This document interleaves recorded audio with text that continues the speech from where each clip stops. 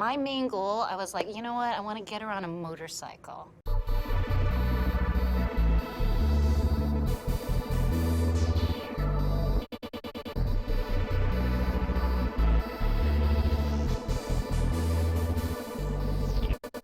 Don't laugh, you're incredibly busy. I think yeah. you have 4 series you're working on right now. That's right. Plus a side project, which is a very important side project.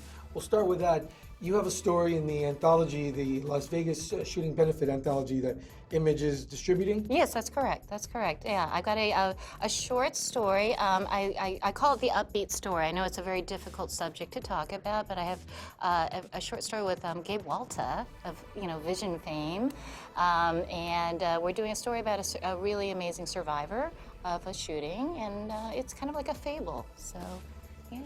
When did you get approached for that? And Oh, I would imagine gosh. you had no doubt you wanted to take part in it. Yeah, absolutely. It's an honor to be asked to be part of it. It's an honor to work with Gabe. I just saw the artwork. It's gorgeous.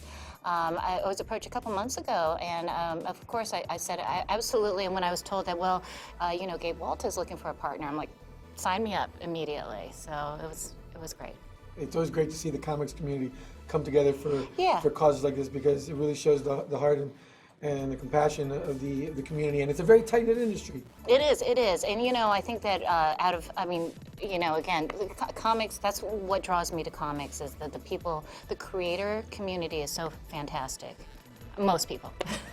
Most people. Most people. 98.9%. Yeah.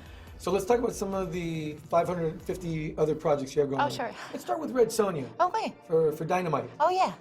Well-timed comic. Yeah. With the news of the movie deal. Yeah. How did you get on board with Red Sonja? Oh, Red Are you a fan? Sonja? It's one of those things where, you get, I have to think back, I definitely wanted it. It was thrown out as a possibility, but then suddenly it was like, oh, so you're writing? I'm like, whoa, okay, let's do it.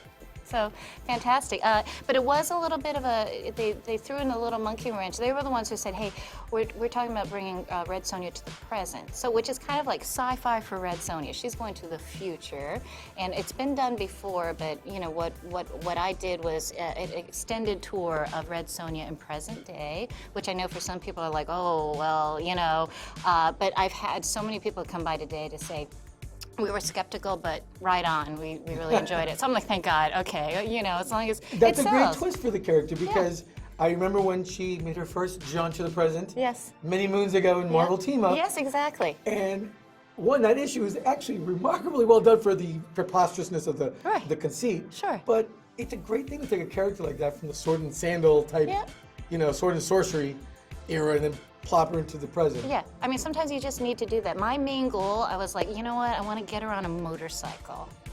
So it took a while, but I finally got her on a motorcycle. Where does the sword go? Yeah, the sword goes in Back back. there? I know, it was a little tricky. I leave a lot of it up to, Carlos Gomez is amazing, and I think he really enjoyed drawing the whole run. He's still drawing it. I'm actually working on issue, where am I? Issue 18 at my table. I'm co-writing now with Eric Burnham. I don't want to do any spoilers, but she does go to the present, and I actually have her road tripping across America. So she gets to see, our wonderful country. I kind of try to do this as a tribute to all, we're kind of in a weird divided time, and I wanted Red Sonja to kind of see how wonderful our entire She's country. bringing America together. She is. Okay, so she's killing drug dealers too, but, so she is bringing America together. That's a character, in all seriousness, that you would totally believe as a modern day vigilante. Yeah, completely. That's her mindset. If you do something bad, you deserve to be. She sees she sees what's going on in communities and these drug dealers preying on people, and she's like, that's not right.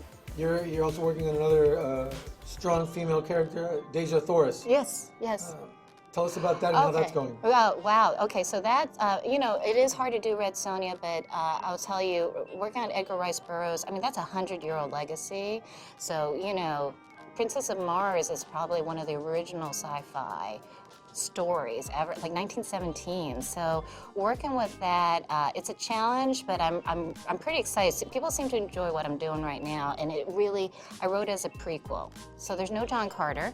It's really, if people remember, and I don't want to get into the minutia, but in Princess of Mars, when she meets John Carter for the first time, she talks about how she was on a scientific mission, and that's never been explained again in the entire it was a series. throwaway line. Yeah, it was like, yeah, she was on a scientific mission to chart air currents or something like that. I'm like, okay, so that's my prequel. What was this mission she was actually on? So that's been my run so far, and again, I'm on issue 6 now.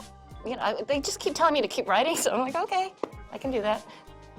Yet another book you're working on, The Green Hornet. Yes. Another legendary pop culture character you're working on.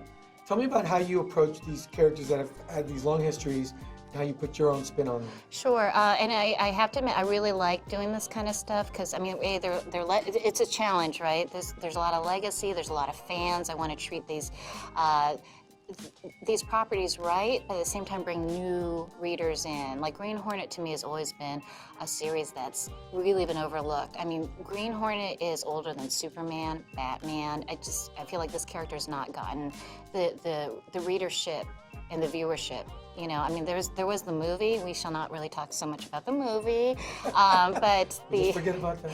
Well, you know, there's some parts of the movie that I'm like, okay, that's pretty cool. But my Green Hornet is really, you know, it's almost like, not to disrespect previous runs, but for the modern audience to understand, I don't think a lot of people understand that Green Hornet is a dual identity. You know, Green Hornet is publicly a villain, but it's like an undercover DEA agent, you know what I mean? So that's what I'm trying to do, is trying to restore some of that complexity, but also make it a good straight-up thriller. You know, there's a lot of action, bringing a lot more martial arts, and I'm also taking Green Hornet out.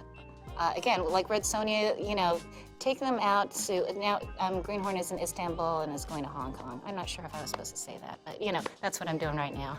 I know your rep is dying to get you out of here because you got to go, but I want to ask you one last question. Sure.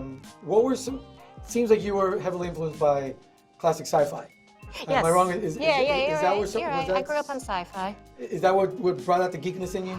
Yeah, well, you know, I don't know about bringing, I mean, it's always been, I've always been a geek, but, you know, there's a period where suddenly, like, I don't know, like, suddenly geek is back, so I can, like, okay, I guess I can show my true colors now. Wave that flag.